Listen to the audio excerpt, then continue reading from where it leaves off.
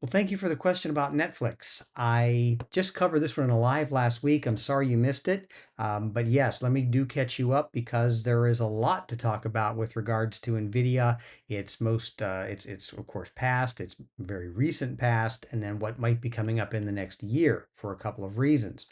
Clearly, we can see that from the bottom of the market in 2022, the stock is up more than 5 times, even at its current corrected price of 96.79 as of today. Obviously, a lot of um, breaking news the last few days about the purchase of Warner Brothers Discovery and HBO and those properties. And so the stock had already been under pressure, as you can see, from the high of 134 split adjusted back in July, and has been trading very poorly. Perhaps there was some knowledge out there by the street that maybe this Warner Brothers Discovery deal was going to be um, forthcoming. But in any event, the stock was rolling over. A clear topping formation has been put in place over the course of 2025.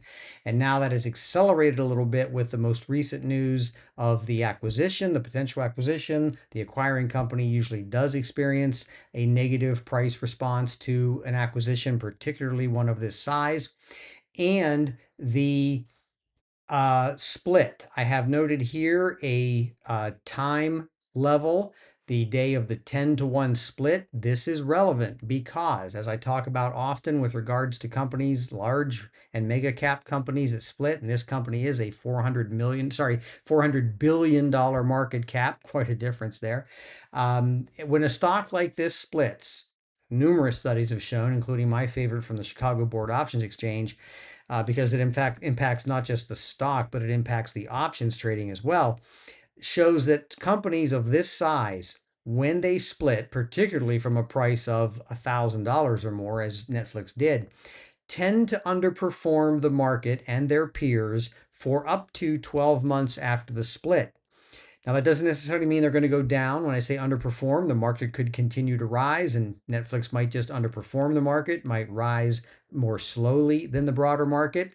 But nevertheless, this kind of split is typically followed by a period of underperformance because an adjustment is made for the stock and for the options. That gets pretty complicated. I won't go into all that right now, but to suffice to say that this is a good candidate to suffer the hangover effects of its recent 10 for 1 split. So there is that already occurred, and then you add on the recent news of the Time Warner acquisition, and you get a stock that is under more pressure.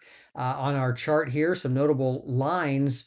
We have a gap that was previously filled back in March of this year. We've now traded down to that gap line. Perhaps that's a setup for a short-term bounce, so maybe we get a bit of a lift here temporarily. We have a 50-day moving average that has crossed over a leveled off 200-day moving average.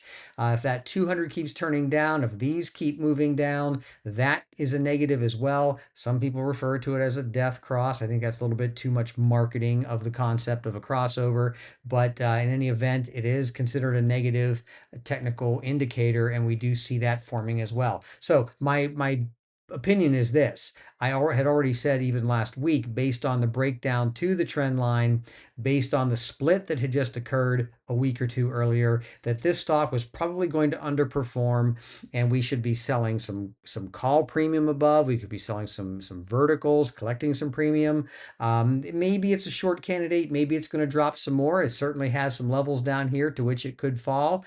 And I would say, based on both the split and the acquisition news recently, this stock is probably going to be under pressure. So I would probably not be adding to this position for a while. I'd give it a 3 to 6 months to see if they let it cool off after the split. And let's see if this Time Warner acquisition goes through. It's a huge acquisition. It's going to encounter a lot of resistance. It might even never happen.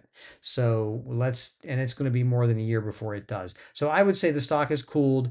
I would be looking to deploy assets elsewhere and be aware that it is vulnerable now to more potential downside. So consider that in your current profit and loss and how you'd like to proceed.